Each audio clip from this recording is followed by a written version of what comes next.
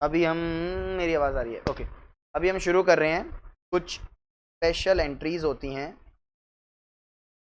जो journal entries में use होती हैं। स्पेशल एंट्रीज होती हैं जो जर्नल में यूज़ होती हैं। इसमें से पहली एंट्री है बेटा डेप्रीसिएशन। पूरा पूरा चैप्टर है आपका ये बाद में। डेप्रीसिएशन पूरा पूरा चैप्टर है बाद में। अभी तो फिलहाल सिर्फ एंट्री है। डेप्रीसिएशन क्या होता है पुत्र? मार्केट वैल्यू नहीं, reduction in value of fixed asset. किसी भी फिक्स्ड एसेट की वैल्यू में होने वाली गिरावट, क्या बोलते हैं उसको? डेप्रीसिएशन। तो इसकी जर्नल एंट्री होती है depreciation account debit to fixed asset, to fixed asset. ये क्या हुआ बेटा? डेप्रीसिएशन को डेबिट क्यों किया? लॉजिक बताओ। एक्सपेंस है, एक्सपेंस या लॉस बोल दो इसको। और फिक्स्ड एसेट को क्यों किया क्रेडिट? कोज जा रही है ना, वैल्यू कम हो रही है बेटा, तो इसलिए मैंने क्या कर दिया, उसको क्रेडिट कर दिया। Done with it. Bad debt क्या होता है बेटा? बैड मतलब होता है बेटा बुरे, बुरे। डेट मतलब होता है डेटर, नालायक डेटर, गंदे डेटर, नॉटी डेटर, जो हमें पैसे नहीं दे रहे। यानी हमने किसी व्यक्ति को माल बेचा, डेटर तो वही है बेटा जिसको मैं उधार में माल बेचता हूं। मैंने किसी व्यक्ति को माल बेचा, उस व्यक्ति ने वो पैसे 2 महीने बाद देने का वचन किया, मुझे वचन दिया। मैंने कहा ओके, शक्ल तो आपकी अच्छी है, पैसे भी दे ही दोगे। पर बेटा मैंने गलती की, मैं शक्ल पे चला गया, वो बंदा उड़ गया और ना मेरे, बाकी लोगों के भी पैसे लेके भाग गया। बच्चों बड़ी मुश्किल से उसे ढूंढा गया, मेरे और जैसे लोगों ने उसे ढूंढा और उसकी सारी एसेट्स बेच दी गई, सारी एसेट उसकी बेच दी गई। तब जाके हमारी पेमेंट की गई, तो पैसे पूरे नहीं मिले, जितने मिले उसको छोड़कर सारा बैड डेट हो गया। क्या हो गया? Bad debt. एग्जांपल, मेरे को 2000 रुपए उससे लेने थे, मुझे मिले बेटा सिर्फ 700 रुपए, 700। 1300 रुपए खो गए, डूब गए। वो है बैड डेट। क्या है बेटा? यूजुअली बैड डेट होता है इंसॉल्वेंसी के केस में। कौन से केस में? जैसे बेटा अब मुझे लगता है इंसॉल्वेंसी का केस चलेगा विजय माल्या पर। विजय माल्या एक शख्सियत है, के नाम में ही है विजय माल्या, नहीं ला रहा, विजय माल्या। विजय माल्या पैसे नहीं दे रहा, तो बेटा वो जितना पैसा हमारा डूब जाएगा, जिस जिस व्यक्ति ने उसको उधार में माल बेचा होगा या बैंकों ने लोन दिया होगा, लोन के पैसे नहीं आएंगे, जितना पैसा नहीं आएगा वो हो जाएगा बैड डेट। क्या होएगा? Bad debt. मैं क्या बोलूंगा, जब डेटर हो जाता है इंसॉल्वेंट, क्या हो जाता है? इंसॉल्वेंट, और वो पैसे नहीं देता, डिडंट पे द अमाउंट इन फुल, पैसे नहीं देता, पूरे पैसे नहीं देता, तो क्या हो जाएगा? वो bad debt. Example, Vijay Mallya ने विजय माल्या जो कि हमारे डेटर थे, 20,000 रुपए ले रखे थे और विजय माल्या ने इंसॉल्वेंसी के लिए अप्लाई कर दिया, इंसॉल्वेंट हो गए। अब उनकी सारी एसेट्स बेची गई और लायबिलिटी पे करने की बारी हुई, लेकिन उसने कितना पैसा दिया बेटा? 70 पैसा इन रुपी, यानी मैं कह सकता हूं 100 पैसा में 70 पैसा दिया। कह दूं कि 70% दिया। अगर 100 पैसे में 70 पैसा दिया तो 70% दिया, 30% तो डूब गया, 30% तो डूब गया। जो 30% मेरा डूब गया वो है बैड डेट। क्या है वो? Bad debt. तो बेटा मेरे पास पैसे आए हैं 14,000, कितना आया है? 14,000। तो कैश अकाउंट डेबिट कितना आएगा पुत्र? 14,000 रुपए। डेबिट क्यों? कैश कम से है। और बैड डेट अकाउंट डेबिट कितना आएगा? अगेन 6,000 रुपए टू मिस्टर विजय। विजय से पैसे आने थे, कितने आने थे? 20, लेकिन आए कितने हैं? 14,000। तो 6,000 मेरा क्या हो गया? Bad debt. क्या हो गया बेटा? एक और है बेटा bad debt recovery. Vijay Mallya हमारे पैसे लेकर भाग गया, हमने देखा 2 साल हो चुके हैं हमारे पैसे नहीं, पैसे जब वो इंसॉल्वेंट हो गया था तो अब ऐसी गलियों में भटक रहा था, तो हमारी गली से निकल रहा था, तो हमने बोला ओ ताऊ इधर इधर इधर पैसे। समय पे वो बोलने की स्थिति में नहीं था, ऐसे ही उसे कई लोगों ने बोला, ओ बुढ़ऊ पैसे वैसे कहाँ दोगे नहीं क्या? उसने बोला भैया जो था I सब बेच didn't दिया। catch that. Could you try again? तो बेटा शर्म के मारे विजय माल्या भाई साहब ने पैसा कुछ दे दिया। अब मेरे देखो पहले पैसे डूबे कितने थे विजय माल्या से, 6,000 रुपए। 2 साल बाद मुझे उसने 4,000 रुपए दे दिए। जो 4,000 रुपए मुझे उसने दे दिए, वो 4,000 रुपए क्या है मेरे बच्चे? वो है बैड डेट रिकवरी। वो विजय माल्या से पैसा नहीं आ रहा, वो बैड डेट रिकवरी से पैसा आ रहा है। विजय माल्या कौन? वो तो खत्म हो चुका है, क्रेडिट कर चुके हैं, वो तो खत्म। अब जो पैसा आएगा वो एक्स्ट्रा पैसा है। All right, the entry would be cash account debit to bad debt recovery. Cash account debit to bad debt recovery क्यों बेटा? क्योंकि कैश आ रहा है और किस चीज का पैसा आ रहा है? बैड डेट रिकवरी का। वापस बोल रहा हूं, cash account debit to mister Vijay Mallya नहीं आएगा, cash account debit to bad debt recovery आएगा। एक और होता है बेटा आउटस्टैंडिंग एक्सपेंस, जो एक्सपेंस ड्यू तो हो गया पर पे नहीं हुआ। एग्जांपल बेटा, मेरा हर फर्स्ट ऑफ ईच मंथ मेरा रेंट ड्यू हो जाता है बेटा। जहां मैं रहता हूं मेरा रेंट ड्यू हो जाता है। मेरा हर महीने की पहली तारीख को रेंट ड्यू हो जाता है, पर बेटा मैं वो पे कब तक करता हूं?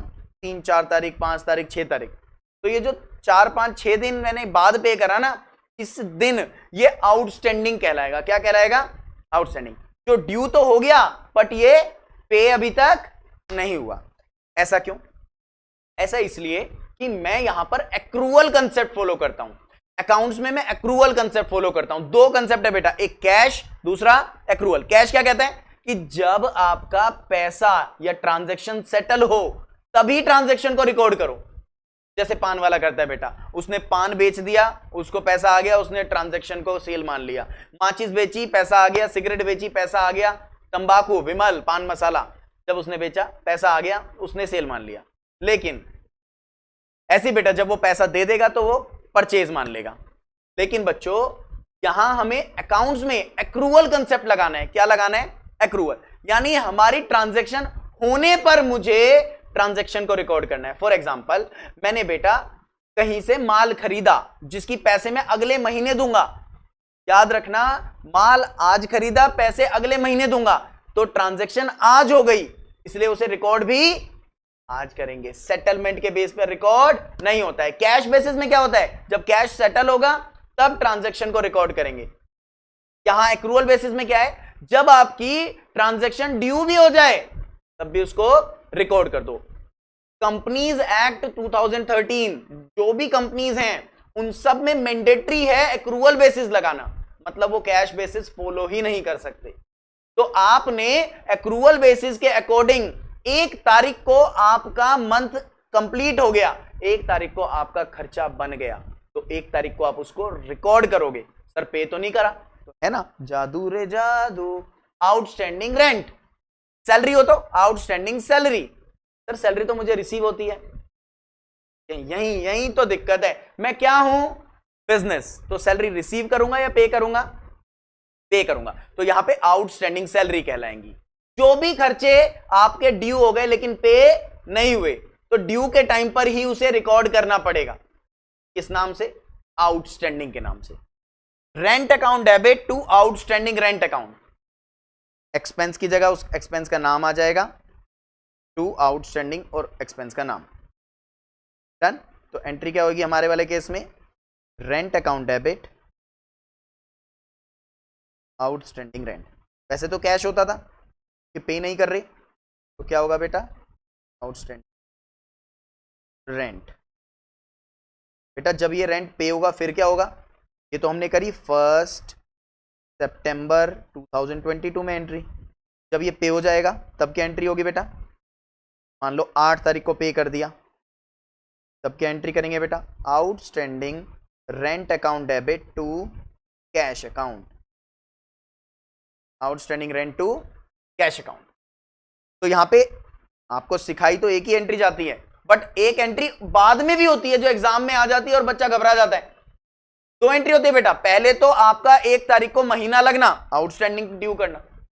दूसरी एंट्री बेटा उस महीना जो लगा आपने उसकी पेमेंट करना। कब? 5 दिन, 4 दिन, 6 दिन बाद, जब भी आपने पेमेंट करी है। तो इस वाली एंट्री में आपका अमाउंट ड्यू हुआ, अमाउंट भी हुआ, और इस वाली एंट्री में आपका अमाउंट सेटल हुआ। इससे हुआ क्या, ऑब्जर्व करो जरा एक चीज, इससे आपने आउटस्टैंडिंग रेंट को क्रेडिट करा और बाद में क्या कर दिया उसको, यानी क्रेडिट करके पहले रिकॉग्नाइज करा और डेबिट करके जब उसकी पेमेंट हो गई तो खत्म करा। डन। एक और कंसेप्ट है बेटा इंटरेस्ट ऑन कैपिटल का। इंटरेस्ट ऑन कैपिटल क्या होता है, ऐसे समझना, मैं एक व्यापारी व्यक्ति हूं, मैंने बैंक में पैसा दिया, बेटा बैंक वाले मेरा पैसे यूज करेंगे और बदले में मुझे इंटरेस्ट देंगे। एफडी करी मैंने, बदले में मुझे इंटरेस्ट मिलेगा।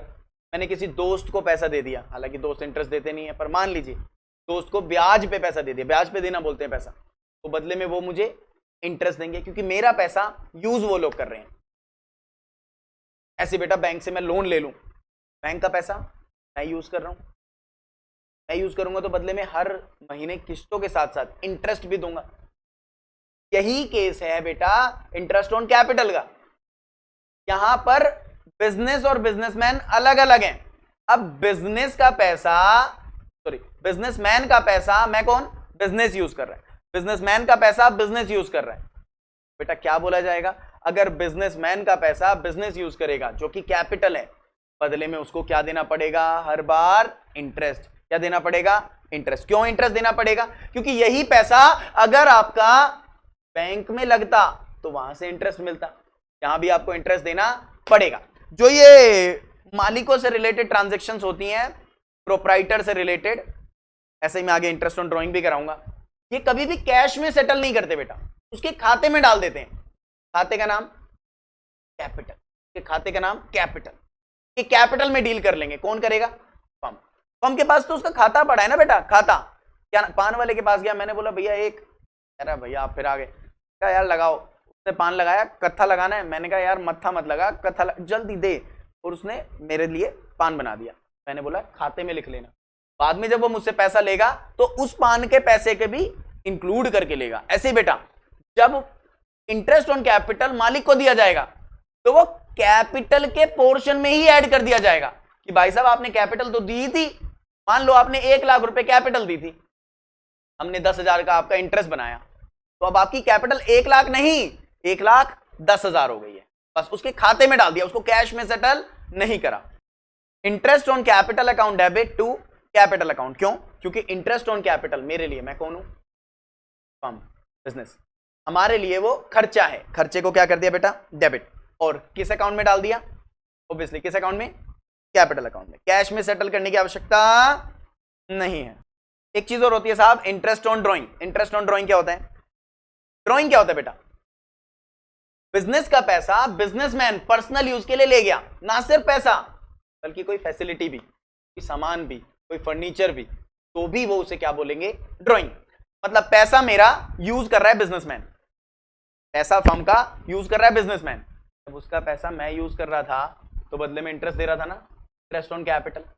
अब मेरा पैसा वो यूज कर रहा है तो मैं इंटरेस्ट लूंगा या दूंगा, इंटरेस्ट में लूंगा, तो मेरा फायदा होगा या नुकसान होगा, फायदा होगा। फायदे को क्या करते हैं, क्रेडिट। और यहीं पे वापस से आपको ध्यान रखना है कि कैश में ये सेटल नहीं होगा। क्या एंट्री करेंगे साहब, capital account debit to interest on drawing. Interest on drawing को क्रेडिट करने का रीजन, सर फायदा है तो क्रेडिट करेंगे, और कैपिटल को डेबिट करने का रीजन कि अब ये कैश में सेटल नहीं होगा, उसके खाते से ले लिया जाएगा, खाते का नाम कैपिटल।